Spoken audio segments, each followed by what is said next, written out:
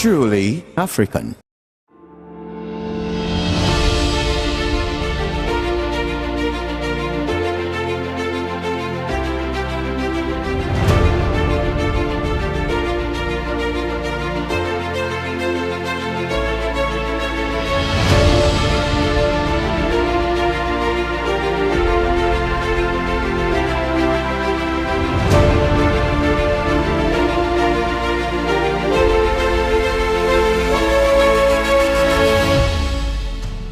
The Diaspora Affairs Office, hosted in the Office of the President, came into being under the leadership of President Nana Addo Dankwa Akufo-Addo in 2017 as part of involving the diaspora in nation building. The office, first of its kind, is responsible for the formulation and implementation of the diaspora engagement policy. My guest is the Director of the Diaspora Affairs Office of the President, Mr. Akwasi Awua-Ababio. This is Diplomatic Affairs. Follow me and let's have a fruitful conversation.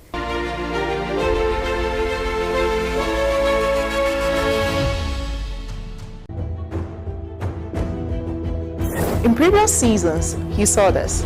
You are not allowed to hawk or preach in commercial vehicles. The perception in Ghana is abortion is illegal, and we don't follow up with the exceptions. The existence of the customary marriage is no prerequisite for the ordinance marriage. Yes. And now, are you ready for this? Some people express the fact that they don't go on leave with pride. Accumulated leave, like they term it, is illegal.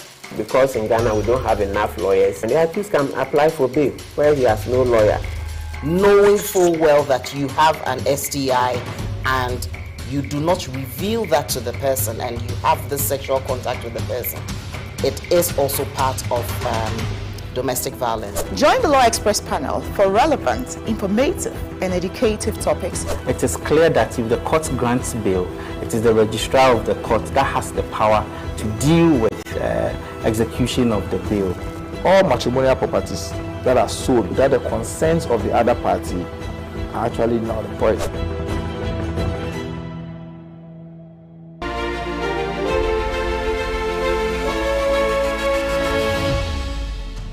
Today is going to be another interesting conversation on the show. In focus is the Diaspora Affairs Office, stationed here at the Jubilee House, Office of the President. And of course, the director himself is here joining us to tell us all we need to know about the Diaspora Affairs Office. And of course, someone said to me the other time that Christmas is a whole year celebration in Ghana. And I am curious to learn why. Director. Hi, Harriet. How are you? I'm good. And it's you? good to have you on Diplomatic Affairs. Yeah, I've been looking for you all this time, so it's good to have you here. And I guess I could say this on behalf of the President and the Chief of Staff, that you are very much welcome to the Thank you. Thank you so much. We really appreciate the opportunity to speak to you. We know how busy you can be, and so we are so grateful for your time today. Now, someone said to me that Christmas is a whole year celebration in Ghana. Do you agree? Very much so. I think, yeah, that's as a measure of success of what we have been doing, not just by ourselves, but with other, supporting agencies. Most in particular with the GTA and the GRPC and the Foreign Affairs. Everyone has been working their socks off, to just make Ghana the place to be for Christmas. And I'm glad the President himself has led that initiative right from the word go. So we are here. We are where we are today because of some inputs, and that is what we know for certain that is the reason why the traffic is all headed towards Ghana every December, every Christmas, every year. Right. Now that the ice is broken, let me introduce to you my guest. He is Mr. Akwasi Awua-Ababio, and of course, like I rightly stated earlier, he is the director here at the Diaspora Affairs Office. Now, can we begin the conversation already? Seriously. All right. This office came into being in 2017. Exactly. And right when the president took office. Why is this office so important in the development of our country? I think it's a measure of how the president sees the diaspora. for every country, I believe it is obvious that the people are its best assets. Forget about the gold, the oil, everything. The people are what makes the country a country. And of course, we as Ghanaians have been lucky to have had, our people going all over the place, way back, even as the exit point for slavery, how many people have left the country to become, descendants of the slaves in America and, all the place, Caribbean and all over. So if you take that big number of people out there, the Ghanaians who for recent times have had the need by either some relationship or some, economic education, whatever, may have found themselves living elsewhere, are all that mass of diaspora that we can look at to say, this is an asset. Let's see how we can harness it. Let's see how we can nurture it. Let's see how we can, have them play a role in our socio-economic development. And that's what the necessity created the need for the president to make sure that we are the highest, level of governance, and that is right under his nose at the presidency. Now, after the establishment of this office, you are the first person to be directing affairs, as in paving the way for things to happen in this office. We would also like to know you briefly so we can connect you to the office. Exactly. Okay, thank you. I think, yes, fully blooded Ghanaian. And, I've done a lot of schooling and, staying here in Ghana in the past, I'm lucky to have attended Opokuari Secondary School, the Kumasi base. Well, I went to Kumasi Girls in the Ashanti. I see. Oh, yes. See, must have crossed paths somewhere.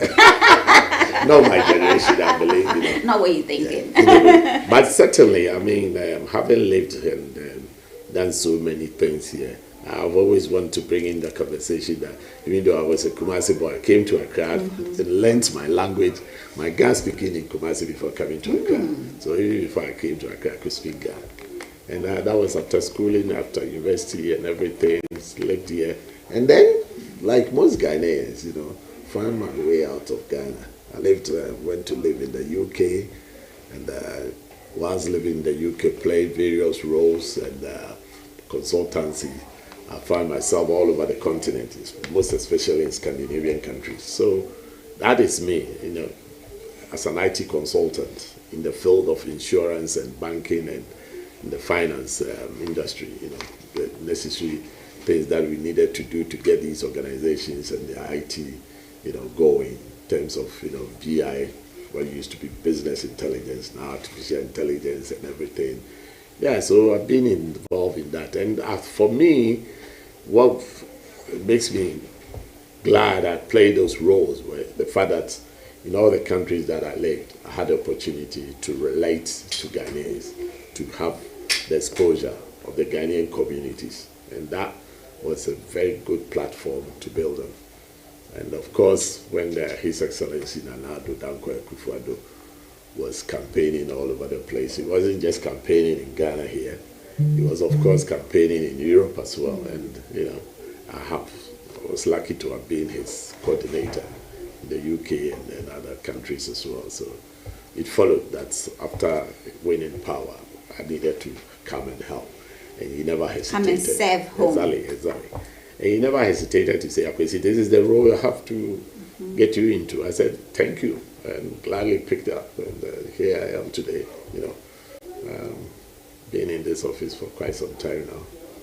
That's wonderful. Now that we know you, at least we can connect, actually know why you were the best person to have chosen for this job. So you do believe, as a former diasporan yourself, if I could put it that way, you can easily relate with the needs and how hungry the diaspora has been in coming home and contributing to the growth of our country. Can we talk about our readiness prior to this initiative?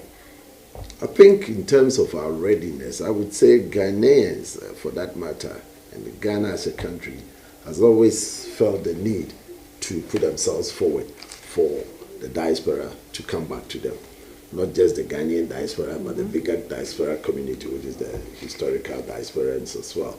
So yes, in that sense of the word, Ghana has always been preparing itself. I think we could go back to all the past governments and the previous administrations, etc., to this current one, to see how we have made every effort to court the diaspora back to Ghana.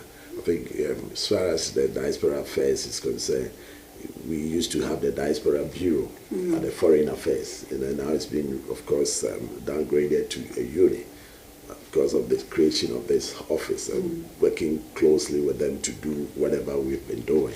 Everything that we have succeeded, very much attributable to them as well. So yes, this is just an advancement of the roles and the relationship that we are trying to build with the diaspora community. And I'm glad it's not just being led, as I said, by the office, by the president himself. Everywhere he's gone, he's made sure. And of course, the Minister for Tourism, the Minister for Foreign Affairs, they are all key and leading it. From the investment fund, the grant and others are all key to making sure that we can push that agenda, and I'm glad they are working partners.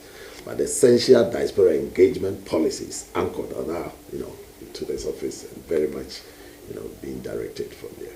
Let's talk about the role of the diaspora in foreign direct investments. How can we open the doors for them to come in directly, survey, do the recce of the business climate in Ghana, and eventually take interest in establishing businesses in the country? I think as a country, we having realized the need to have our diaspora, and therefore to court their investments and everything, we need to facilitate it as much as possible. A new dawn perhaps is needed for a new climate for diaspora investments, making specific provisions for them. Of course, the cost of transfer of money to Ghana and everything has to be looked at, remittances, and how to rechannel our remittances into investment and everything. The cost of transmission is one. The individual rights of the diasporans should be looked at. The specific rules and regulations that would facilitate their participation, not just in investment, even in the point of actually helping them to play significant roles in our governance, etc.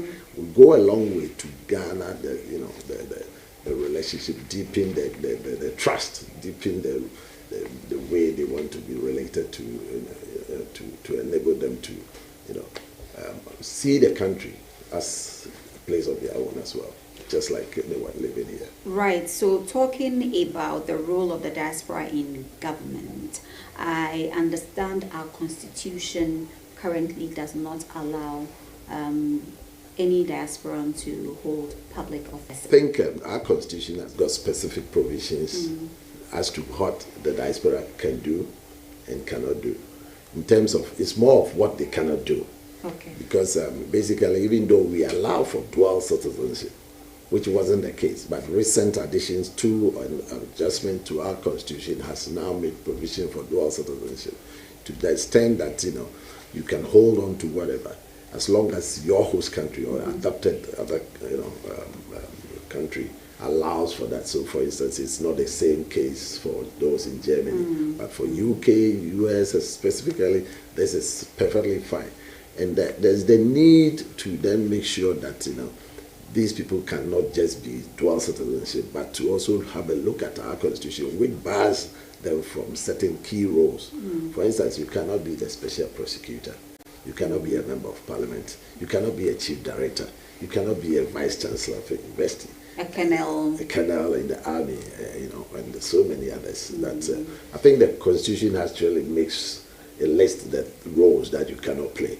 But more worrying for us, or for the diaspora, and for our future generation of people coming from the diaspora, is that open bracket that it seems to have, that basically can be added to at any time. It was recently that the special prosecutor, for instance, was added to it. So at any point in time, somebody might wake up and say, oh, let's take this in. And I think it's about time we looked at it and see how best we can open up and not keep one hand of the diaspora tied behind their backs as they try to contribute towards the socio-economic development of our country. In contributing to the socio-economic development of the country, they want more. Yes. We are talking about inclusivity, they want access to the political space, and they want to occupy certain leadership roles so they can easily also contribute. Because if you're asking them to come, they are not just coming with money. No, you talked about coming with their expertise, coming with the experiences and all of that. A typical case will be the Ashesi University. I always cite that example. I'm glad you do that. I read about it, extensively about it, and someone took the chance, decided to come to Ghana and set up a higher education, and it is doing very well. Very, very well. And it's the reputation that is giving us as an institution, a higher institution, the caliber. What are the things that we are missing out on if we don't open the brackets constitution-wise? Exactly. So that is the worry, and that is why we have to look at it and see how we can get all these restrictions in the way, if not completely removed, at least amended to make sure that so many other things can happen with the diaspora, the network of people and the capital that they have. If they're going to be bringing it in, we need to make sure that we can have a compromise as to what they can do. And I think that is very, very important. When I talked about our readiness as a country, as expressed by some concerned citizens, they were looking at the system in general. Okay. And so I would want us, we cannot wait until we say that, I think we are absolutely perfect. And so now we can open our doors to our brothers and sisters out there to come in and join us in building the country. If we were thoroughly done with building of the country, then what would be their use? And what would be the point where it's thoroughly done? So that's a big challenge. So some of the challenges that may have come up, let's look at some of the challenges that may have come up, because I personally had a few friends come in for the first time, some for the second time, and they still have plans of coming every now and then, and they have expressed worry about a few practices, that seem to be an issue regarding the way we go about things, such as having to give money before people attend to you, and customer service, and corruption here and there. So these are some of the common ones that actually come up when you're talking to them. I think you are right to mention the worries that some people have, and that is a legitimate one. Of course, we shouldn't forget that we are what we are. At the same time, we want people to come to us. So as in our preparedness for being what we are, we need to look at our own, review ourselves and see how best we can make ourselves amenable to those who are coming. That is not to say bend backwards and roll over for those who are coming, but let's see how we can work together, compromise, attitudinal changes that are needed. We need it for ourselves too. For ourselves, to see how we can accommodate those who are coming. In that respect, there's so much to be done.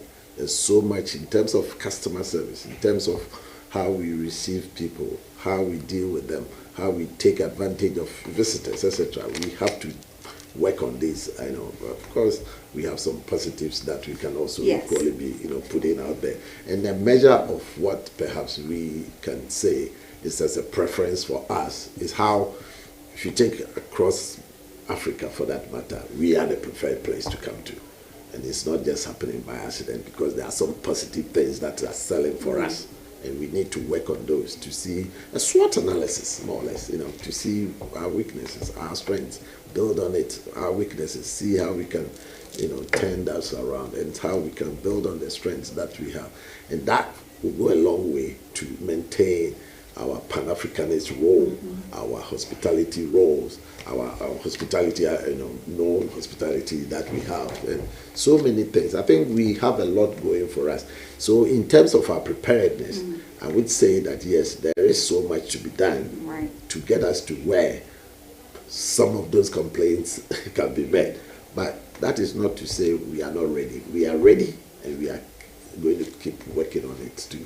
Like you said, and at what point do we say we are ready? Else we will never be ready. Never be ready. So yes, whatever we have, We want people to join us, and then together we build this country to the specification that we all desire and we all want it to be. Right. I think this is where we need to look at the Constitution as soon as possible, Exactly. so we can open up for them to come in and also share the experiences, knowledge, networks, and everything that we have. I would want us to look at, whenever we talk about the diaspora, for me, the first thing that comes in mind is economic diplomacy. Yes. Because we are looking at commerce, we are looking at, in plain terms, business. I would want to know which areas, which sector appeals to them the most when they come in, observe, get used to the environment. Which sector do they really want to venture into business? I think business-wise, for the ordinary diasporans, in view of the difficulties that they have with hospitality, most of them, when they come, they want to address the situation. So that's the first, because they have direct experience. They're going into that area. And of course, the latest phenomenon of science and technology being critical for development is equally attracting people. The fintech areas and all that are equally competitive in trying to draw the attention of the diaspora. So yes, and then of course those who are getting exposed, through our culture, are equally drawn into that area of industry and see how the arts, creative, and so that's cultural diplomacy. Exactly. There. So that is also drawing equally. Recent visit by Idris Elba, right? The pronouncement that we heard in May, collaboration. The collaboration. So there's areas that people, they are equally interested in coming to. I've had a long conversation this morning about how colleagues in the UK are looking to see how the strength of that area can be built on, to see how they engage with the country. So yeah, those are certainly areas that are fascinating for them. I think I've been drawing attention to another growing phenomenon area, which is how Ghana, as with all our talent and with all the sports people that we have here, could also be grounds for growing the areas that the diaspora could be involved. Academies, trying to see how we could turn out sportsmen that can also be. We have lots of talent here. Yes, so that is something that we should be looking at, and I believe some people have already from the diaspora, knowing the values of those sports assets that are there, and seeing how they can also help in growing that sort of talent base at home. I've been talking to some countries and looking at them to say how they should be looking to promote the sports that are prevalent in their countries, like American football, basketball, etc. These are all areas, and they're interestingly making inquiries, trying to see how they could all get involved in all these areas, and that is very much. And then, of course, as government programs, there are also identifiable things that gives easy identification of where you can be involved. The FDIs, for one district, one factory areas, going for planting for food and jobs, etc. It gives you an immediate touch point that you can also relate and come in and exploit how there is to do in terms of business and commerce. So yeah, there's a lot in that area. Now that we've identified the bottlenecks, can we look at how best you are working with your stakeholders? I know the Ghana Investments Promotion Authority, you work with them, Ghana Exports Promotion Authority, all of these agencies. How best and how quickly can we at least match up to creating that conducive environment for them to come in and thrive well? I think the first thing that we need to do is in respect of identifying the stakeholders, as you said, which are the obvious ones that we know, and seeing how we can then work together to do what is needed. I think stakeholder analysis has been taking place of some sorts in the past. I'm glad that there are agencies, non-governmentals, who are ready and willing to help us in this direction. I can't but need to mention how GIZ, is helping out in this respect, capacity building, seriously engaged with governmental and non-governmental institutions, trying to see how that can be, addressed. And then, of course, the working relationship that needs to exist between us, how we need some working framework to enable this to happen, which is, of course, that we come to the diaspora engagement policy. That policy document and a framework is going to clearly define and needs coordination, and that is going to go a long way to do this. So there are several initiatives that has to be in place to do this, and I'm glad we are working together to address it. Talking about the diaspora engagement policy, how far has the conversation gone? Yes, in fact, it has gone. As we sit here, I could tell you that Honorable Shelia Kobuji has, signed it for it to go forward, and it's, right now in the cabinet's hands to see how they can look at it and get something out for us. But I think I feel a little bit down when I look behind us and think how long it's taking to even be where we are, and for various reasons that I don't think we're going to spend time on. But yes, we are going forward, and the only good thing about whatever that document might be or might not be is the fact that even without the document, we are more or less executing the document in reality, doing things that will fulfill that policy when it is launched already. So that is very positive, and basically we are where we are, and sooner we will be able to have the icing on the cake. That's great. Can we look at the incentives when it comes to the diaspora? Yes, I think, of course, there are specific incentives, and it depends on which target group you are looking at, and how we are trying to make it easy for them. The average normal Ghanaian in the diaspora coming home is very much like any other Ghanaian, right. And the same benefits and privileges are available to them to take advantage of. For those African Americans who are yet to be fully enrolled, restored their citizenship, that citizenship restoration, once it's given, becomes an incentive for them to also have the equal rights and privileges like every other Ghanaian in terms of investment. So that is a big one for them. I think GRPC is looking specifically at an investment code that would also streamline and facilitate this sort of investment that we are looking for. But on the whole, there are so many privileges and opportunities for people coming down that they can take advantage of that, could be in terms of some, depending on how philanthropic those business initiatives are, how we could let them to, get a benefit of not even paying taxes in some respect.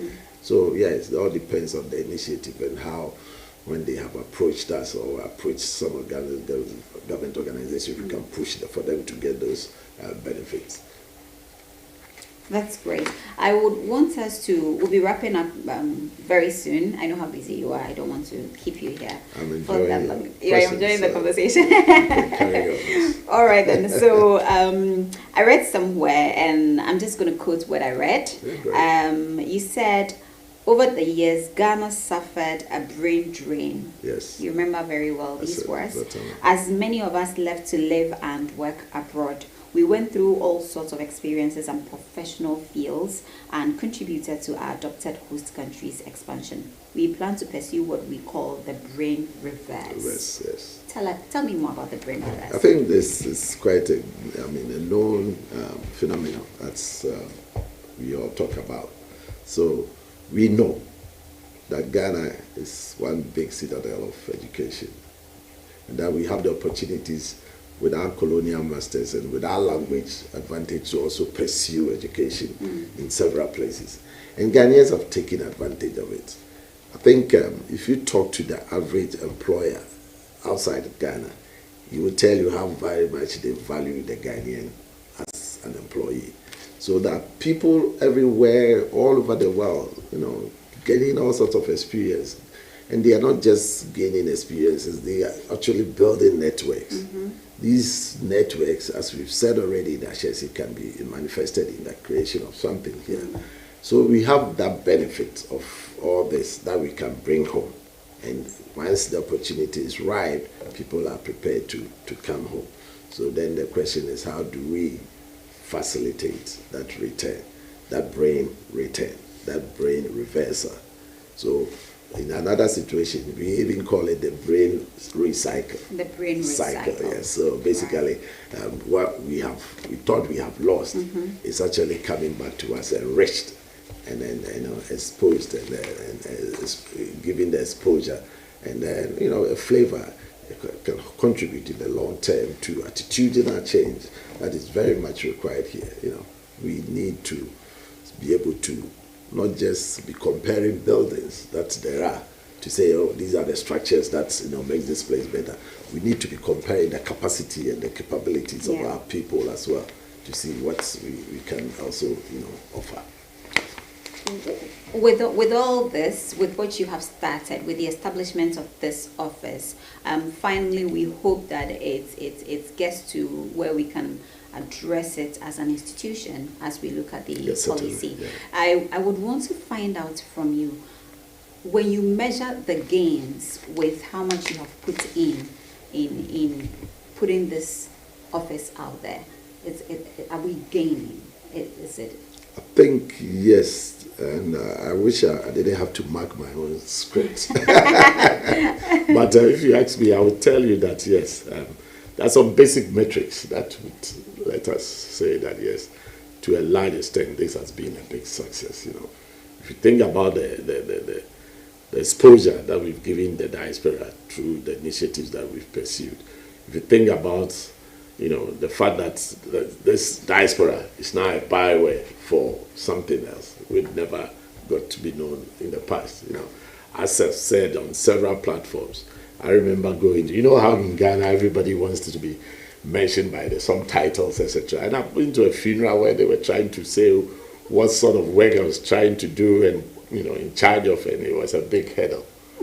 Because the word diaspora was not even known in our language that much, and yet now the diaspora is like everywhere, not just in respect of on the lips of people talking about the diaspora on the street, seeing everybody doing something, but even institutions embracing it, so that you go to the financial community, for instance, the banks are still looking to see how they can have diaspora-related accounts, diaspora personnel, diaspora-specific units to deal with diaspora issues. You go to the embassies, how they are all queuing up to see how they can have persons that would enable them to relate to this office, to the diaspora, conduit between, and then all the institutions, how higher levels of institutions are coming over to say how my research area is going to be in the diaspora. I suppose the network that you are looking, that you are leading is clearly giving credence to this, and that is something that I can say, yes, we are very proud of. Not just myself, my staff, the president, his initiative to put this out there, to see how we can lead that diaspora, charge has really, worked, and I'm glad, we've done what we've done, and I believe, and I keep saying this, we can do even better. Whoever in the future, I suppose there's so much that can be done. If we have 1/10 of the investment, or in terms of resource that we put in other industries, other initiatives, if we should put that into this diaspora initiative, I bet the rewards will be far more, bigger than what we are seeing. So, yeah, there's so much to be done. There's so much that has been done, and I'm glad that we've got all of you on board, to enable us to do this. Wonderful. Now, I'm going to take a short break, but before I do, I would want us to talk about what's the collaboration between your office and, of course, the embassies, the foreign missions here, when we talk about, Ghanaians in the diaspora, and to a larger extent, Africans in the diaspora. I think there is a growing, as I said, business in that area, and I'm excited that the embassies and, for that matter, the governments that they represent are beginning to see where we are going with our own initiative, and therefore how they should be supportive. For which reason I would always say GIZ is in that lead of trying to do so many things. The French government signing specific as I speak. I have an agreement sitting at the Attorney General's Department that is going to enable the diaspora in the French country, France, to come and do so many things, for those who want to do anything in Ghana. So there's that growing partnership through the embassies. There's the need for that to be enhanced. I recently had the benefit of a visit from the Swiss ambassador here, telling us how we can look at how we can, work together, partnerships, etc. So, and the British are responding with a, a clear designation of personnel in charge of diaspora. So, we are beginning to grow, and we are quite happy with that. And that I believe we seriously need to be able to do the advocacy for Ghana to have that bilateral sort of relationship and agreement with some of these countries to see how, because the diaspora in every community has got different needs and aspirations and things that we can work on to really push, their contributions even further. And we need to be able to, do this advocacy through these embassies to enable these things to happen. I'm glad I've said so much this morning, like I said, to an embassy that came, that says we need to work on these areas. Specifics, there are so many specifics. For instance, if you go to America, you're talking about high caliber of some Ghanaians out there, that brain surgeons and things that we can be looking at. Therefore, the Association of Ghana Foundation of physicians and surgeons is one critical association that we need to get the government and the embassies and everyone to work with us, with our College of Physicians here, to utilize that rich knowledge that there exists out there. In any specifics, you could deal with all the countries and know the various requirements and needs, and how the embassies, on that basis, we can work with our ambassadors and to really harness the potential. So there's so much to be done. I've always seen the foreign affairs as the front line of this diaspora engagement. Because the foreign affairs has to communicate and send a message to Ghana missions abroad, so they can also sell Ghana. I'll take a break. When I come back, then we'll get to talk about the events. That's the part I'm looking forward to. Right.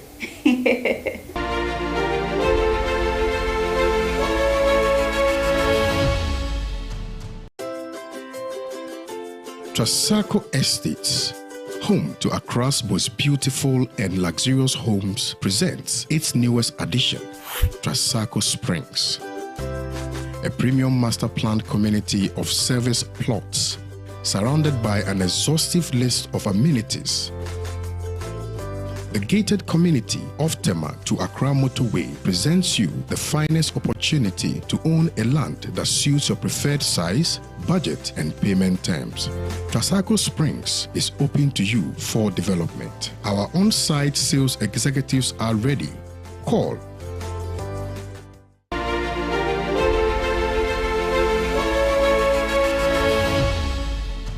Welcome back. The show is still Diplomatic Affairs, and we are coming to you right here from the Jubilee House, the Diaspora Affairs Office, which is hosted right here in the Office of the President. And my guest has been the director himself, Mr.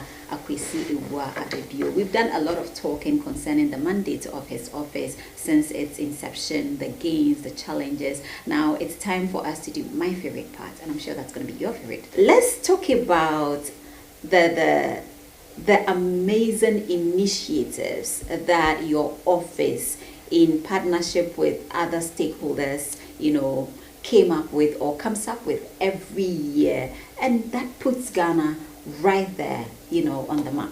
Thank you. Very interested. And of course, you cannot talk about diaspora engagement without those activities at the end of every year.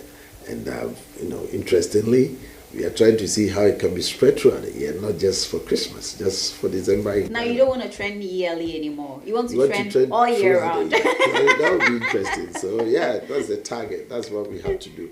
And again, not just for the events that happen in Accra, but throughout the country. Right. Those are the clear objectives that we should set. I was coming to that. Yes. So how can we sell other regions and not just the capital I'm glad of Ghana? It's beginning to happen. If you look at the list of programs that were put out by the return They were scattered all over the country. So the first one was the homecoming. The first one was the homecoming. Okay. And that was, right from 2017, the first engagement with the diaspora. I think I might just take it even before the homecoming. Okay. The president, and that is a measure of his interest in the diaspora, even among the party folks, his first organized meeting with any group of people was with the diaspora at the Lisa Hotel. And that was a measure, an indication of the importance and the relevance that he was looking at the diaspora community in his own sort of, context and environment and the party and everything that had propelled him to power. That's how he saw it. So yes, he has always sort of, put the value and the recognition of the diaspora very high. So yes, you take it forward, and then immediately after that, there was that need to mobilize seriously for a grand, mobilization of the diaspora, and that was the 2017 homecoming. Alex that day was the chairperson. We were all working together, but we actually were able to put together something quickly. And interestingly, during that time, there was an opportunity to engage the African historical diaspora, because and then I went out to look for them to say, where are you in this, all this, and then that was how I met Ambassador Bennett and others, and of course they were going to be celebrating their 10 years of the DAF, the institution, and it was a big opening, so they hosted a ball that was at the end of the 2017 homecoming. And then after that, of course, we started gearing ourselves for other things as well. And in the course of it, in 2018, we started with the local launch of the, Beyond the Return. That was when we had started collaborating as agencies to see how we can work together to do this. And of course, the president did the Washington, D.C. home year of return, which was, massive. And everybody started streaming in Washington. In Washington. But the key element and the component that came together, that really brought the stars and the Hollywood guys also giving us that free social media presence, was when the office collaborated with the Full Circle, which is Boris Kujo and the rest, to give us prominence all throughout the social media about how they were coming home, and they came home in their numbers, and they were engaged in all these activities, partying here and there, and making the noise, the right noises, of course, and that has been basically the force that has been propelling us. So Zuma, was part of and a key to that, and she remains key to this, and I can also, perhaps in the future tell you secretly about how the forces are behind mobilizing to really have another trust. So there's more to come. But yes, this is where we found ourselves. And then upon that basis, there was seriously the need to then restock and have a look at everything to say, where do we go from here? Yes, where do we go from here? And there was an obvious question that was on everybody's mind, that there was the need to make sure that the gains that had been made needed to be consolidated. The pillars, the Beyond the Return was born, and that is supposed to lead us, continue with this, everything, like, for us to constantly remain. Of course, we cannot talk about this whole thing without talking about COVID and how COVID, came in through expanding the during the peak of COVID. Exactly. COVID is still here with us, even though we talk as if it's gone. It's gone. That was the at least the now people can travel. People can get out in the places. Yes, absolutely. Director, let me ask you something. I love the idea of using Hollywood to project Ghana and put Ghana out there. Paid for. Right. Yeah, we get that. Absolutely. I'm wondering, when are we looking at Africa?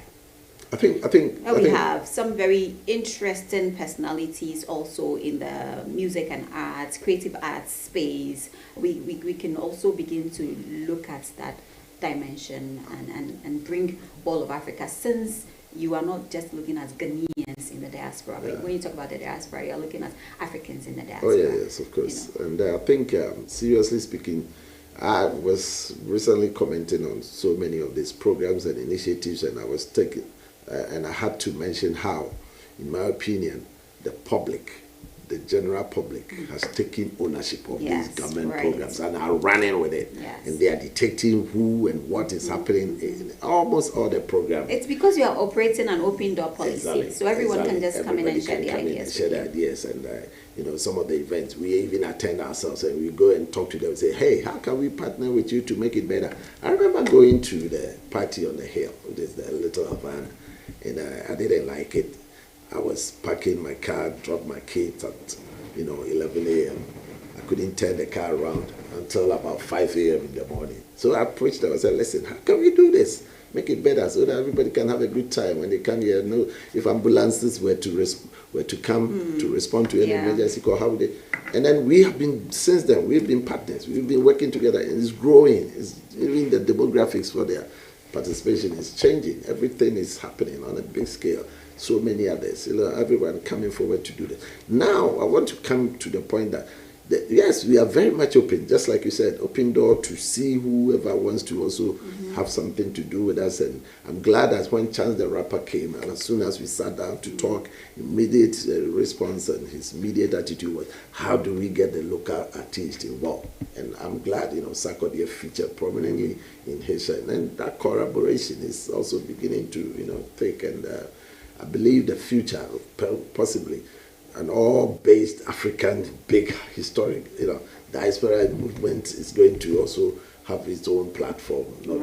But when it comes to music, it knows no bounds. You know that. So absolutely. I'm glad it's happening all over, and the challenge is there for us to. Whenever issues are raised, it's something that is noted and see how best you can deal with it. How sustainable is this office? Yes, sustainability is all dependent on, of course, the people and the government that will come into the future. But I think there's one legacy that we are hoping to leave, which is the engagement policy, which will be sustainable. You might decide to call it by any other name.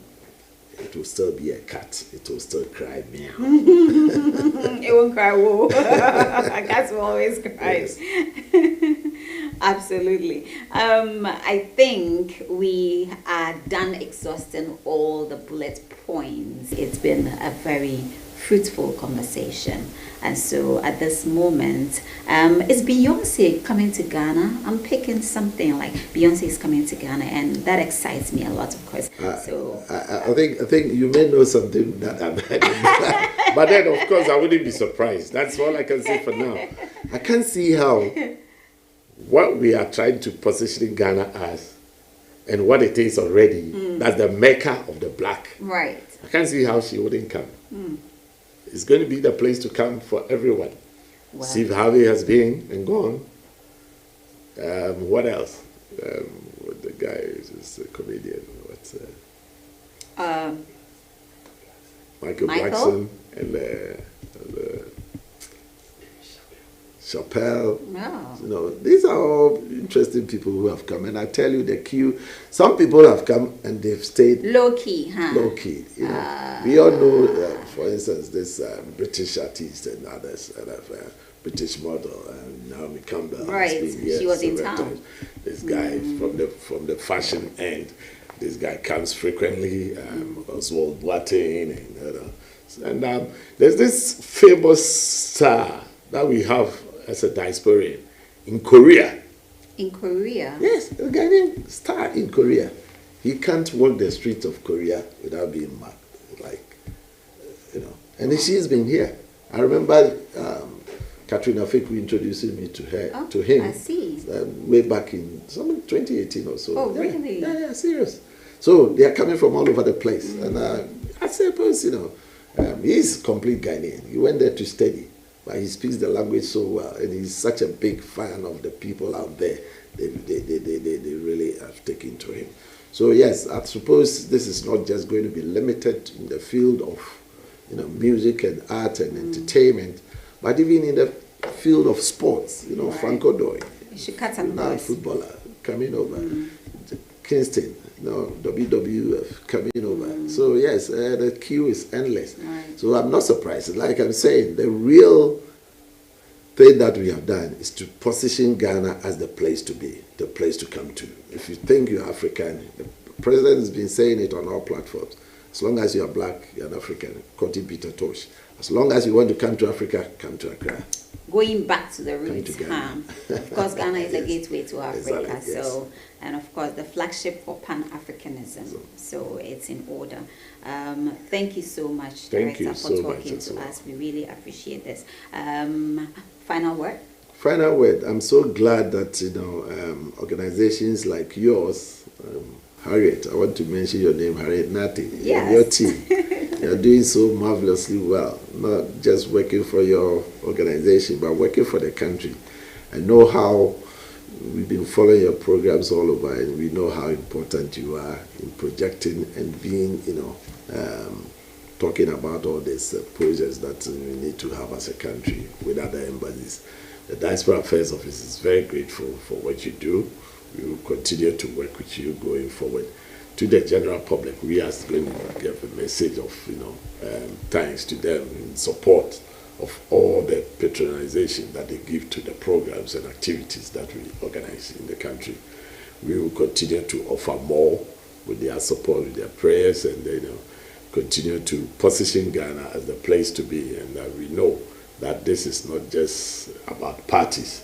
So in the recent development, organizations are coming together and thinking about, I think today I must attend another program where we are looking at beyond the party. Beyond the party is an organization that is, getting, fleshed out, and they will be looking to see how they can fulfill some clear objectives of the beyond the return, living legacies that, everybody should be proud of and would eventually contribute towards the socio-economic development of our country. So we are glad and we are happy that, we have partners like you working alongside to get everything done. Thank you so much. You're welcome. This is for God and country. Exactly. And thank you for your time. Right, so it's all about using, I would term it as using the intangibles to get the tangibles. And it's soft power diplomacy. It works amazingly depending on which angle you are taking it from. And I think so far the Diaspora Affairs Office, together with other stakeholders, have done amazing by putting Ghana on the map, the global map. And so now the world can just pay attention. Wait and see what next we have up our sleeves. And so it's been great so far. We've seen so many names coming, and we are looking forward to more bigger things when it comes to putting Ghana out there. My name is Harriet Nartey. The show is Diplomatic Affairs, and it's been so nice having you as our guest. We'll see you same time next week.